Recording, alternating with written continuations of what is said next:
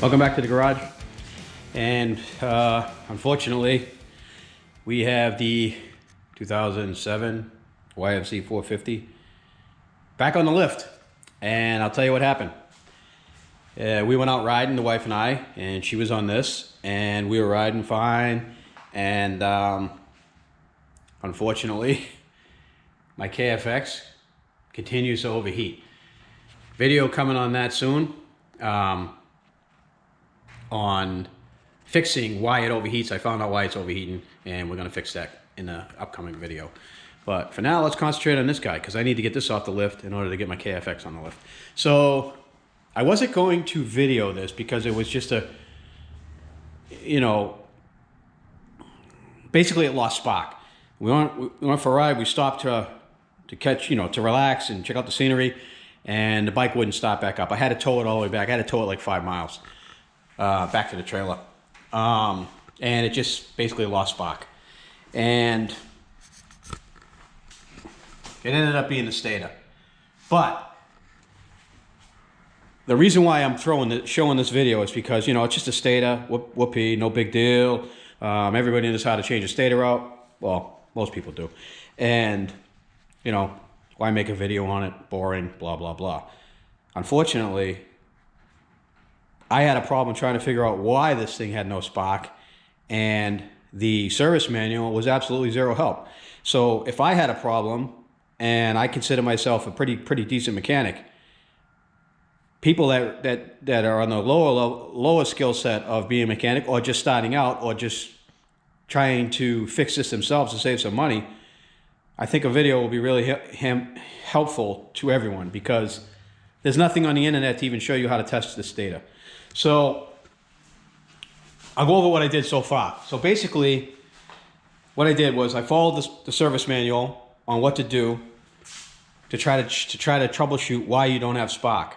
Okay, and I'll go over all that in depth in a minute. Basically, what I did was I followed the service manual all the way to the point where I couldn't find anything wrong with the system, and it said replace the CDI. So I bought a new CDI, put the CDI in, still no spark. Now, I don't even know what's going on. Now I'm chasing the wiring. I know the wiring harness is good because it's brand new. So I'm chasing all the safeties again, trying to figure out why nothing's working. I spent days troubleshooting this thing again. Still couldn't find out what was wrong. And then I'll get to the point where I actually found out it was the stator. And in order to do that, we're going to go over to the bench. All right, guys. So here's the manual right here. I have it online. So actually, I have it downloaded to my iPad. And this kind of tells you how to test everything. I'll zoom in a little bit here. And the first troubleshoot it tells you is to check for spark. Right? Obviously, I know I have no spark. I don't need the spark tester. I can just put a plug in, put it on ground. I have no spark, so I know it has no spark. So what it tells you at this point is if you have no spark, now you go to your ignition system, which basically is what we're going to do. And then over here, it tells you how to check the coil, and it gives you the ohms, which are right here. And it gives you the resistance for the coil. Now, most of these coils, I don't think I've ever seen a coil go bad. At least I haven't seen one go bad. Maybe they do go bad. I don't know. But it gives you the ohms for the primary side of the coil, which I checked. It was good. And then it gives you the secondary side of the coil, which I checked also with the ohm meter, and it was good. So it says here, is the ignition coil good? No. Replace ignition coil. Right? I mean, that's a no-brainer. It says, so if it's okay, then you go to the next. Basically, you continue down with your testing. And now it tells you to check the main switch. Is the main switch good? Yes. I checked the engine stop switch. Was that good? Yes. The throttle switch. I have it all bypassed, so I know it's a yes. The carburetor switch is also bypassed. So that's a yes. So now we're going to come over to the 10. Step number 10, which is check the coil pickup resistance. Now, this is where it gets tricky. So basically, you take the probe and you put it on the red and white wire. And let me just bring this over real quick. And this is your red and white wire plug right here. All right? And it tells you 1 and 2. And it shows you 1 and 2, red and white. And the ohm resistance it gives you for the pickup coil, which is the pulse coil. This is what sends the pulse to the CDI to send spark to the plug. And that checked out okay. So now it tells you to go on to the next thing. Now we move down to number 10. I'm sorry, where is number 10? Oh, I'm sorry, right here. So the pulse coil checked out good. All right, or they're calling it the pickup coil. Anyways, it's the pulse. Replace coil stator. Tells you to replace the whole thing if this resistance is off. It was in spec, no problem. So then it says yes. Then it comes down. It says check the wiring diagram. Look for any circuits that might be broken, defective, disconnected, whatever. I know there's nothing wrong with the wire harness because it's brand new. So then it tells you if all that checks out, or if it doesn't check out, it tells you to properly connect or repair ignition system wiring. I know there's nothing wrong with it. So now, I'm sorry, it tells you to replace the CDI, which I did. Now, the stator, that's the new state switch. We want to pay any mind to that. We have 2 plugs on this. It doesn't tell you to check this plug at all. So I'm thinking to myself, okay, then this just must be for the charging system, correct?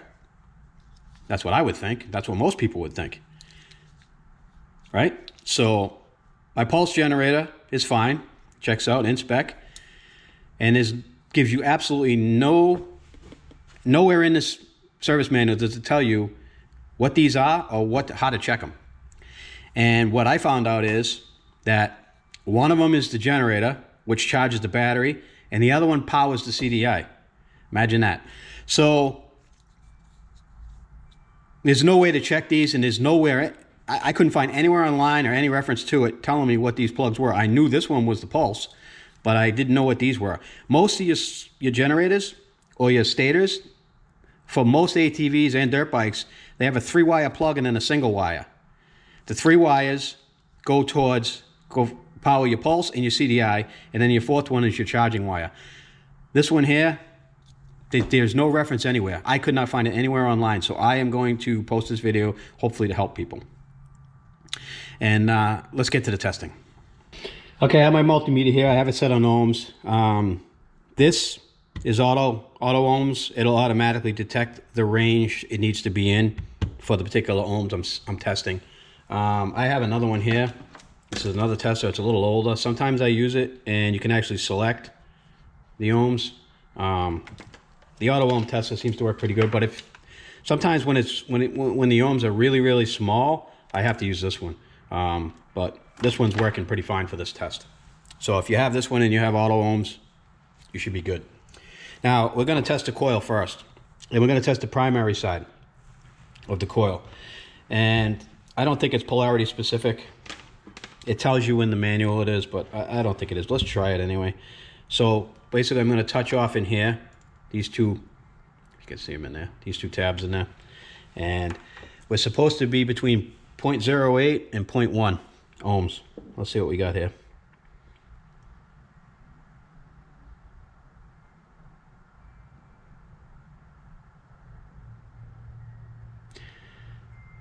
So this meter doesn't go any lower than 2 decimal places, and we're at 0.1. So, and it's fluctuating between 0.1 and lower. So the primary coil is good. Let's check out the secondary coil, which is you touch one of these prongs here, and you go inside the coil down here. And this should test between 4.56 and 6.82. And as you can see, that's right in the middle. And if we go to the other tab, I don't think it really matters which one you test. It's probably going to go up the same. Yeah, it's a little bit different, but it's still in spec. So I know my coil's good. We eliminate that problem. The next, we're going to test this now. the stator. Now we're going to do the testing exactly how it tells you in here. And basically it's just telling you to do the pickup coil. So the pickup coil is, you got your red and white. And positive, they want the positive on the white. And we're going to do it exactly how it says. And then they want the negative, I'm sorry, they want the positive on the white and a negative on the red. So let me just spin these around. Do exactly how it says. And this should read, if you can see that voltmeter, that ohm meter, I'm sorry. It should read between 248 and 372. And we are over the 248. So that checks out. Now it doesn't tell you to check anything else. So where do you go from here? If you follow the manual, it tells you to replace the CDI. So I replaced everything on here and I had no idea how to check it. So I ended up buying another stator. Let me pull it out. And this one actually came with that as well, a rectifier. And this is the new stator right here. And it is a 1PZ, which I think is a Chinese brand, but it had good reviews. So we'll give it a try. I think it was like 45 bucks for everything, which is a pretty good deal. Again, 2 plugs. And there's your pickup coil. So let's test this one. All right, so I had to switch to this one because the auto one, I don't think can go low enough, and it's jumping all over the place. So I switched to this one, and let me just show you real quick if you guys can see that. I'm gonna check this one again real quick. So you got, well, let me just move this off of here. Hopefully you guys can see those numbers. This one here reads a little better.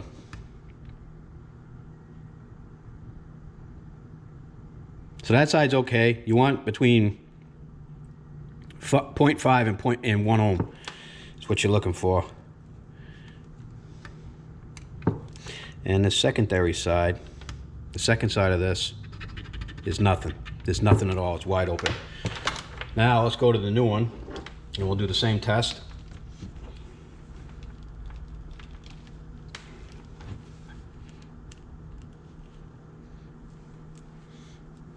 If you guys can see that.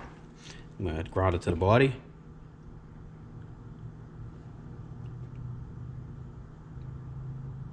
And that's 0.9, so that's in spec. And the second side, again, I'm not touching it very good. That one is 0.7. So this coil is good. This coil is not. It's got a dead side. And if I didn't figure this out on my own, I really don't know how anyone else out there is going to. I mean, I had to figure this out on my own is what I should have said. And I mean, I have I have a good experience with working with stators and stuff. And I hope this video helps people because this is an absolute miss on Yamaha with their service manual. So that's how you check the stator on one of these. And as you can see, I use 2 different meters. The auto select ohm meter doesn't go low enough, so I have one here where I can actually manually select it. And this 200 is like basically 1,000 ohms or 1K ohms. The 2,000 is 2K. No, I'm sorry, 10K. This is 20K, 200K, and 2,000K. So you need a 1K meter. This one here I don't think goes low enough on the auto set. So, I mean, it's a good meter, but it's not good enough to check this. So make sure you have the right meter. That's another problem I was having. I was using my auto check meter here, driving me crazy, and then I decided I would go to one that I could actually dial in, and I found the problem. So I hope this helps people out.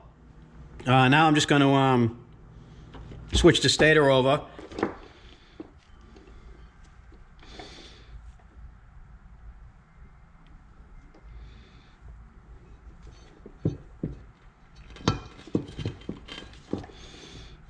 And it can only go in one way because you got this plastic lug here which goes down inside that slot, so it's, you got no risk of putting it on wrong.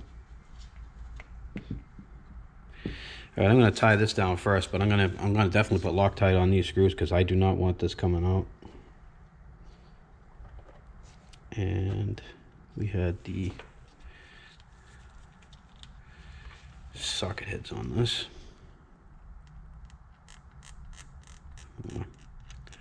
Button heads, they call them.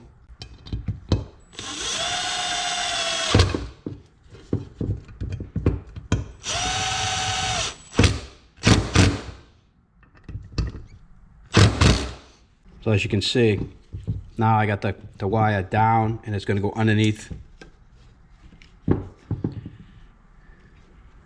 the pulse. That looks good. All right, we're going to do the same deal here. The Loctite.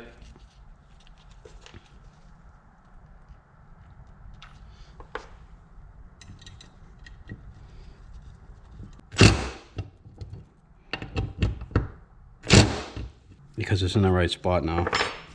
And then this goes down and protects that, forcing it down underneath. So whoever put the stator in the last time didn't do it right, and shame on me for not spotting it, but oh well. I don't want to go too much because I don't want to strip them, but those are not going to come out. Let me get the Loctite off of there. And that should do it. All right, side cover's back on. I haven't filled it with oil yet. I just want to check to make sure I have spark. As you can see, we're in neutral. I have a clip on here. The key is on. I have all the bypasses on. And everything is plugged in up here. The only thing I don't have plugged in is the neutral wire because I took the old one out because it was part of that other stator. And let's see if we got spark.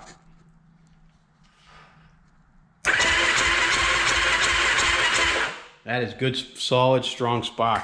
So we fixed the issue with this bike. Let's finish it up, put it back together. All right, guys, bike's all back together.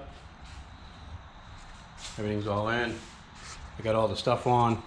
Oh, the crash bar's back on. I got it welded. Buddy of mine welded it up. You guys remember in the last video, I modified that to fit. All I got to do is paint it. But the season's running short now. It's October. And we only got another month or so of riding up here in the northern states before snow comes. And these things are pretty much no good in the snow. So I'm not going to worry about beautifying that thing. I just want to get this out so we can ride it because it's been a few weeks. Actually, it's been almost a month since it died because I went on vacation and stuff, and you guys saw those videos. So let me just show you this thing real quick. Fire her up.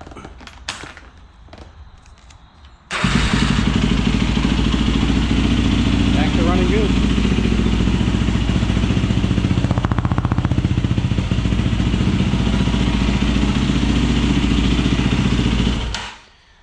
All right, well, that's it. She's all fixed and ended up being the stator. And shame on me for not noticing that that wire wasn't underneath the guard. Whoever put that, I remember you guys, if you guys remember from that last video, when I replaced the gasket on this,